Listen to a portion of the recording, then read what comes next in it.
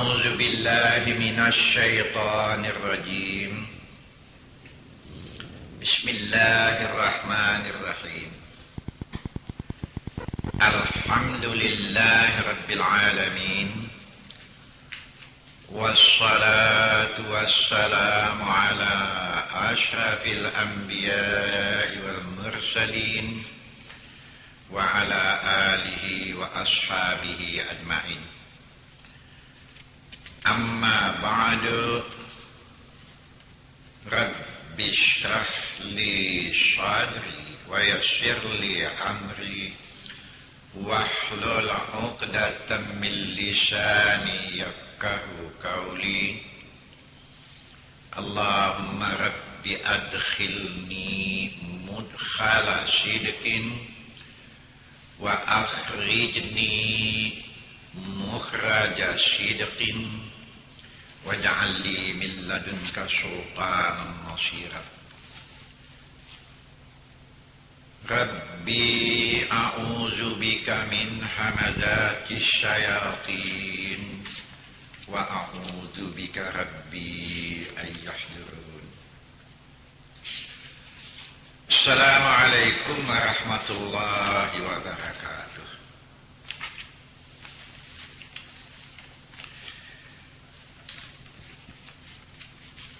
Kalau pada waktu yang sudah banyak saya mempersoalkan baik mengenai di seberang kematian maupun mengenai yang berhubungan dengan ibu bapa, orang tua ataupun dengan keluarga, ini sudah banyak yang saya uraikan. Tapi pada waktu ini saya juga ingin menyampaikan beberapa hal-hal bahwa banyak kita jumpai di dalam Al-Quran, tidak sedikit jumlahnya yang di dalam Quran yang kesimpulannya mengatakan amanu wa amilus salihat.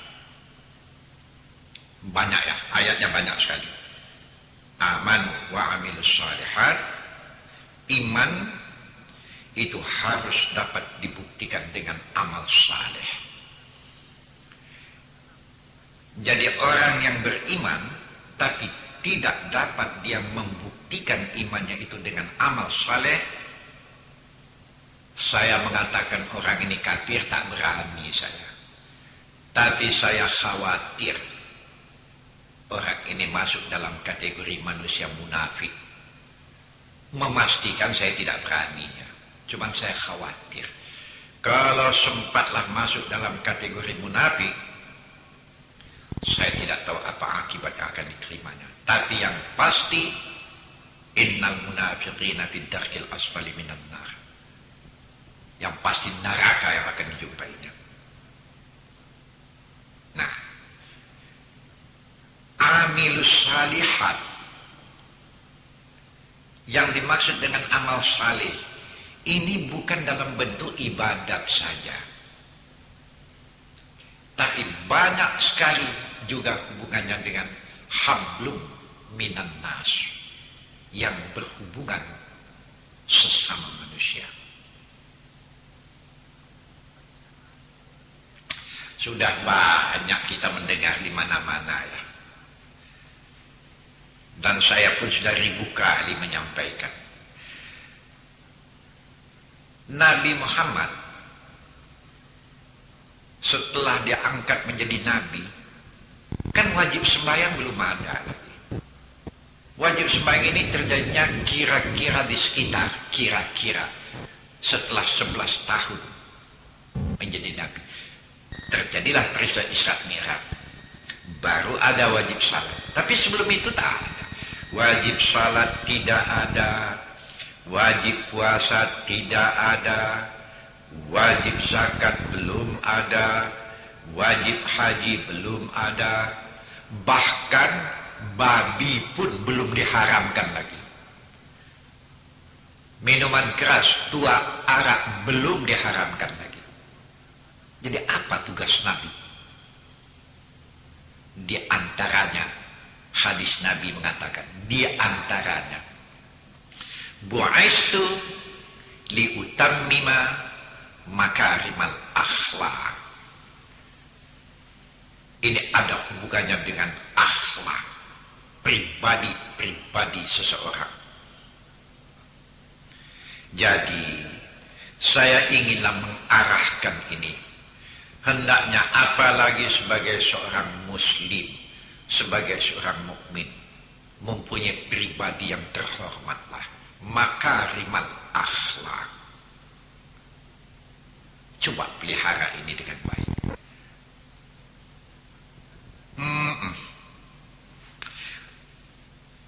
Saya selalu mengatakan sedikit amal tidak apa, tapi jangan bikin tingkah yang tidak-tidak. Ini manusia-manusia yang banyak tingkah, ini manusia tidak punya akhlak. Dan di dalam Quran banyak kita jumpai ayat-ayat yang berhubungan dengan akhlak, dan umumnya ini dimasukkan dalam kategori manusia munafik. Kenapa ini terjadi? Jawabnya satu saja.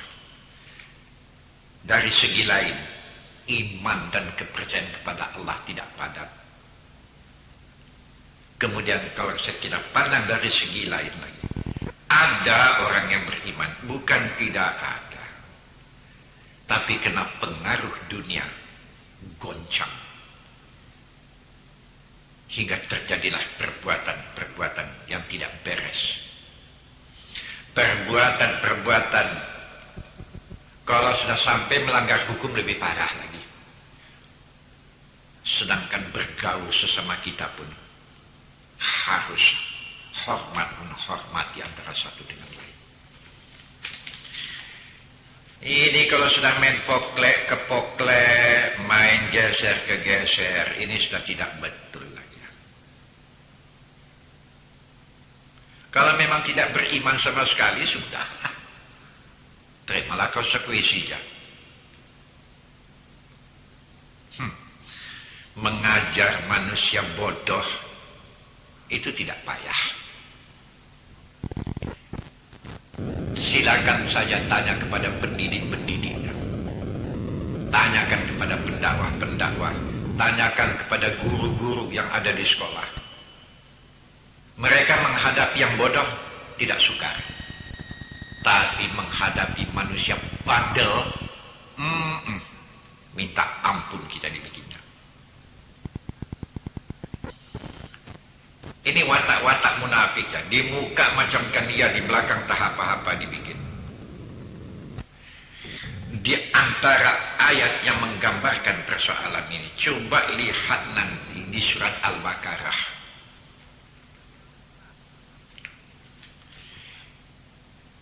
Ayat yang ke-9, ke-10, 11, 12, panjang ini ya, 13, 14, 15, 16, 17, 18. Ini semua sekali menggambarkan manusia-manusia yang tidak berakhlak. Ini memang ayat ini tadinya ditujukan kepada orang munafik. Tetapi sebahagian kaum muslimin, sebahagian orang mukmin tidak menyadari bahasa apa yang dibikin oleh orang munafik, dia sendiri sudah melakukannya. Kalau diberi ingat, mereka membantah. Nah, coba lihat nanti ayat yang ke-8 ya.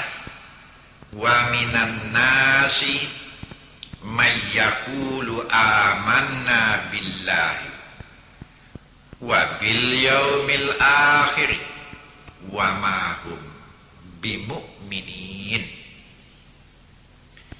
Ini ditujukan kepada orang yang mengaku beriman kepada Allah ya. Dia mengaku beriman kepada Allah. Tapi kalau ditengok tindak tanduknya, perbuatannya, ini bukan tindak tanduk orang mukmin yang macam ini. Itu yang disindirkan pada ayat yang ke-8 ini. Wa minan nasi, ada sebahagian daripada manusia, mayyaqulu amanna billahi, mereka mengaku kami ini orang yang beriman kepada Allah, wa bil yaumil akhir, kami ini orang yang beriman dan percaya dengan hari yang akhir. Tapi di akhir ayat itu dikatakan wa ma hum bimu'minin. Tetapi kalau ditengok tindak tanduk dan lakunya, mereka ini bukan orang mukmin. Bukan begitu tindakan orang mukmin. Oh, insya Allah saya uraikan nanti ya tanda-tanda manusia-manusia munafik di ayat yang ke-9 berikutnya.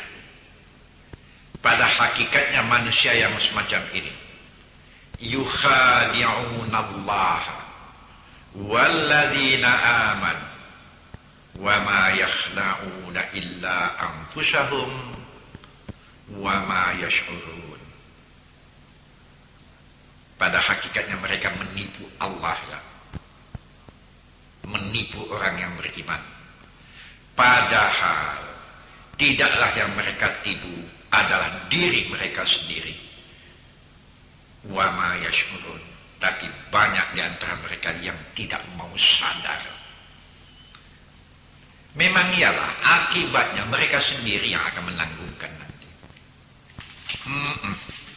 Sudah selalu saya mengatakan, kalau akibat dari perbuatannya itu dia sendiri yang menanggungkannya, sudahlah. Tapi kadang-kadang membawa efek kepada orang lain. Dia bikin tingkah, dia mendapat keuntungan, orang lain menderita dibikinnya. Orang lain tersiksa dibikinnya. Apa begini akhlak seorang mukmin? Salah. Apalagi di tengah-tengah keluarga.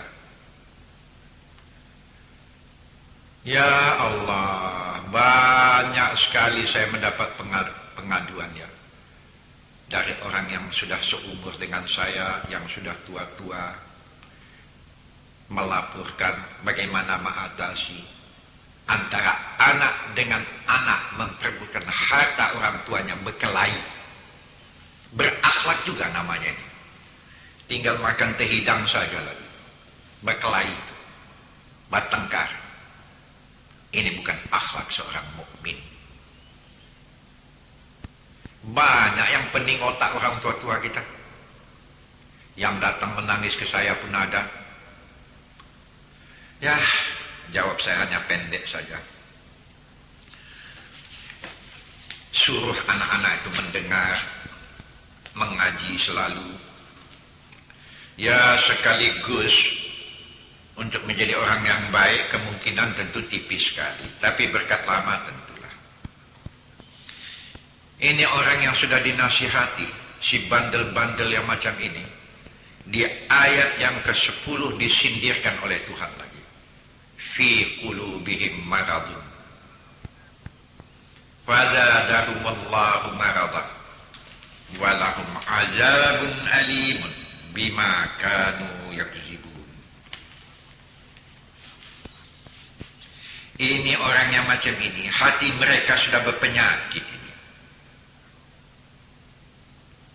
Kalau ini masih tidak disadarinya, maka penyakit yang macam ini akan bertambah hebat nanti, menguasai kehidupannya. Fazadahumullahu maradan. Kesudahannya nanti Allah tambah penyakit itu makin hebat untuk dia kalau tidak mau sadar juga. Akibatnya buruk sekali. Walahum azabun alim. Mereka akan mendapat azab yang pedih. Yang pada hakikatnya bima kanu yakzibun. Mereka sudah berdusta mengenai keimanannya. Tapi jarang mereka yang sadar. Ini kan yang bandel namanya ini. Ini di ayat ke-11, ayat ke-12, ini menunjukkan kebandelan manusia. Wa idza qila lahu, apabila dikatakan kepada mereka, dinasihatkan, la tusidu fil ardi, jangan kamu membuat bencana kerusuhan di muka bumi. Ini perbuatan kau ini merusuhkan. Tapi mereka masih bertahan dengan mengatakan, qalu, mereka masih bertahan, masih memberikan jawab, innama nahnu muslimun, kami ini orang baik, kami ini bermaksud untuk memperbuat kebaikan. Sudah terang merusak, masih juga mengatakan berbuat baik. Kan ini alat-alat munafik ini. Inilah bukan akhlak seorang kaum muslimin.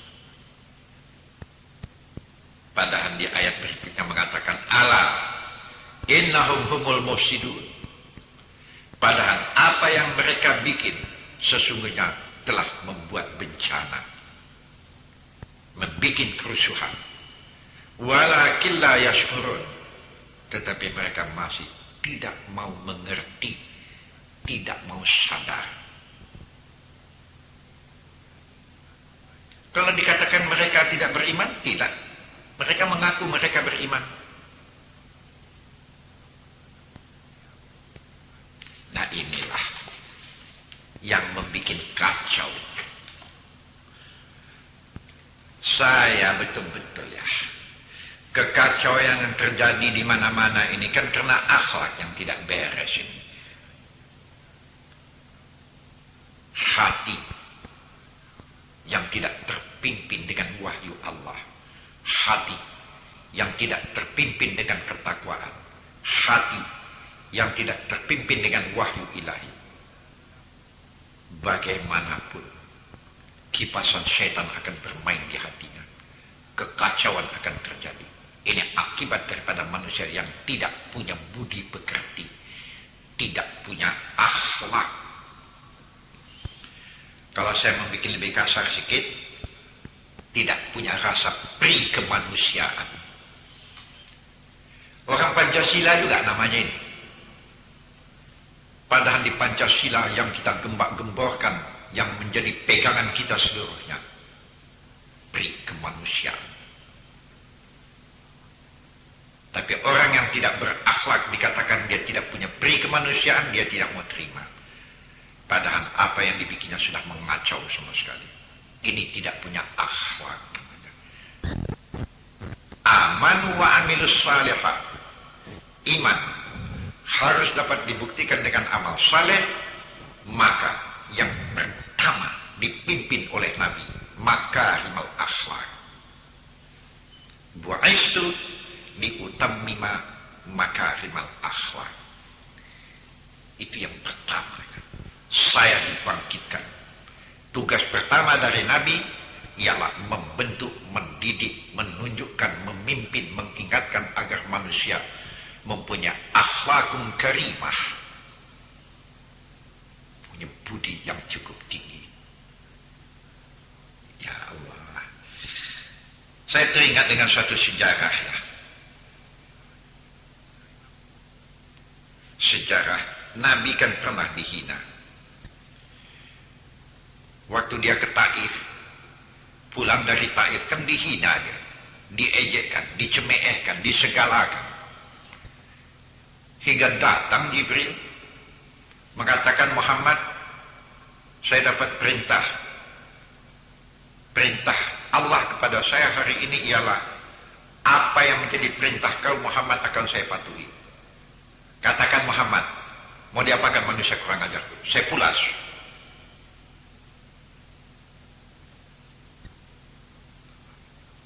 Nabi diam saja dalam soal ini.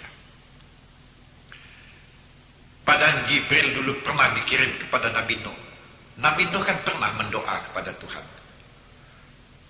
Wahai Tuhan, berilah pertolongan kepadaku.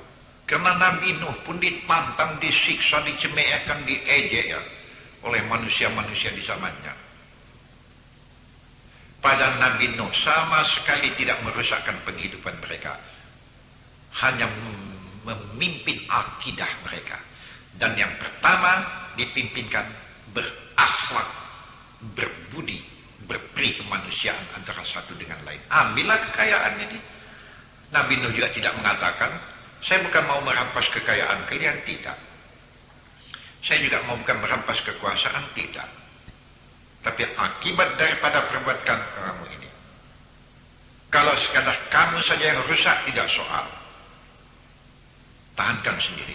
Tapi membuat efek yang tidak baik kepada orang banyak, jangan begini dibikin. Tak ada disiksa Nabi Nuh. Itu maka mendoa Nabi Nuh ya.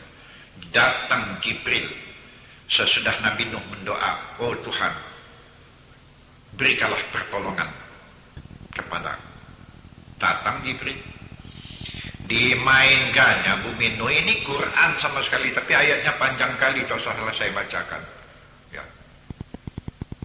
Ditiupnya bumi Nuh, hancur sama sekali, terjadi topan halilintar, bapukahan sama sekali. Saya memakai istilah saya ya, memang nampaknya hujan lebat segala, tetapi macam air lautan yang tumpah ke bumi Nuh itu, karam hancur sama sekali. Nabi Nuh diselamatkan oleh Allah di atas satu sampan. Waktu itu Jibril mengatakan, Muhammad, buat saya mengerjakan yang macam itu mudah, tapi ada perintah kau baru ini saya kerjakan. Kalau tidak, saya tidak boleh melakukan. Sebentar putus saya bantai macam itu. Muhammad, saya mainkan orang. Ya Allah, tak adalah dalam hati Nabi Muhammad dendamnya. Ini orang pendendam ini tidak berakhlak ini ya. Ini satu di antaranya ini. Nanti saya bacakan beberapa hadis-hadis di sini, termasuk beberapa ayat efek dan akibat orang pendendam.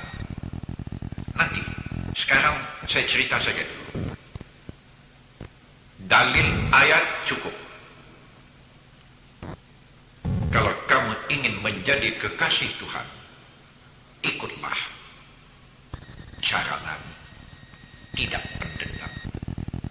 Sudah begitu Jibril datang, tinggal memerintah saja, namun Nabi Muhammad tetap diam.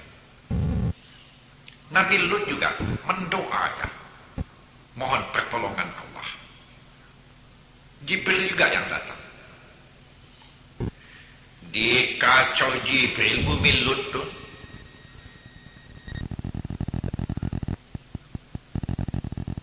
Remuk sama sekali.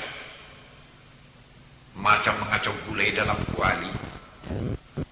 Diangkat sampai ke angkasa, dibalikan, dihunjamkan, benam ke dalam bumi sana.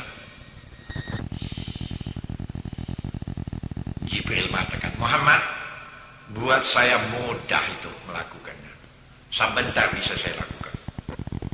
Tapi perintah Allah kepada saya, ada perintah kau Muhammad, baru ini dapat saya lakukan. Katakan kepada saya bikin itu. Anggukkan saja Muhammad, saya mainkan. Tidak ya, sepatah pun Nabi Muhammad tidak mengatakan apapun. Ya akhirnya Jibril tetap berdiri di muka Nabi. Ini tetap orang dari Taif ini ya, yang mendapat ancaman siksaan, dilempar dengan batu, pasir, hingga badan Nabi luka-luka di waktu itu. Datang Jibril. Pada Nabi Muhammad tidak ada mendoa, mohon supaya Jibril datang menolong dia. Seperti datangnya Jibril kepada Nuh, kepada Lut dan yang lain-lainnya. Tak ada Nabi mendoa macam itu. Tapi Tuhan, ya kekasihnya dibikin macam itu, walaupun tak meminta, turun pertolongan. Kenapa Nabi Muhammad tidak mau memerintahkan itu? Karena dendam tidak ada dalam hati. Jibril tetap berdiri di muka beliau. Lama sesudah itu Nabi mengatakan, Jibril, masih ada lagi yang akan engkau katakan? Enggak. Jadi kok masih berdiri kau di muka saya? Saya dapat perintah Muhammad. Perintah Allah kepada saya. Kalau tidak ada perintah kau, saya akan tetap berdiri di muka kau sampai ada perintah dari kau. Itu perintah Allah kepada saya. Itu maka saya berdiri terus. Oh begitu. Ya. Kalau begitu Jibril, kau saya perintah sekarang. Katakan Muhammad apa? Pulang saja kau balik ke tempat kau. Ya Allah. Ini pribadi mukmin ya. Alangkah tingginya pribadi Rasulullah.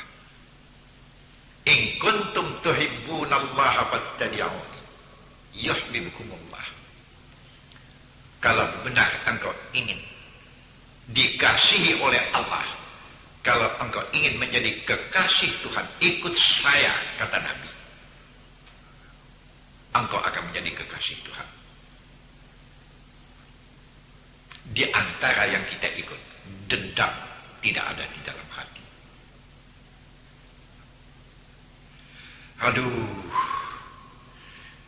tatkala saya menyampaikan ini di banyak tempat ya, waktu saya membicarakan peristiwa Isra Mi'raj dalam tabligh dan yang lain-lain lah, banyak yang datang kepada saya mengatakan, Ustaz, bagaimana lah saya supaya bisa menjadi orang yang macam itu? Oh, kelabaan juga saya menjawabnya. Apa ada doa-doanya Ustaz? Ini bergantung kepada keimanan seseorang. Bergantung kepada keyakinan seseorang. Sebab itu maka selalu saya mengatakan, selalulah mendengar, selalu mengadakan pengajian, di mana ada pengajian dengar, hayati ini sama sekali. Kemudian ikhtiarkanlah agar menjadi orang yang baik. Pembuktian seorang bahwa dia adalah orang yang baik di sisi Allah, bukan daripada segi amal ibadat saja.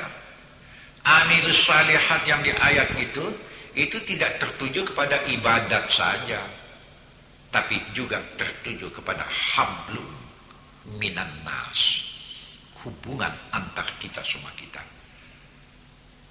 Tentu terutama sekali di tengah-tengah keluarga lah.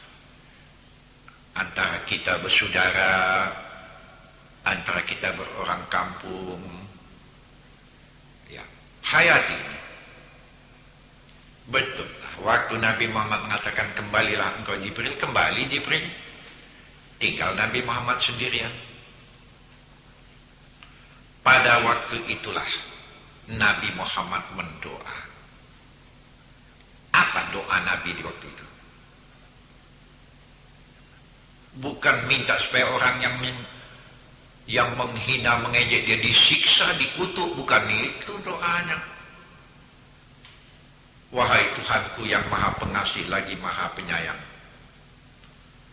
saya mohon limpahan kasih sayang. Selama umatku masih hidup di muka bumi, janganlah mereka engkau hancurkan seperti hancurnya umat Nabi Nuh. Wahai Tuhanku yang maha pengasih lagi maha penyayang, jangan engkau hancurkan umatku seperti hancurnya umat Nabi Lut. Allahumma hdi qaumi fa innahum la ya'lamun. Tuhan, mereka lakukan itu sama sekali terhadap saya karena mereka belum punya pengertian. Saya mohon, berilah mereka petunjuk dan kesadaran. Ya Allah. Ya, nanti kita sambung lagi ya. Sampai di sini kita berhenti sebentar. Assalamualaikum warahmatullahi wabarakatuh.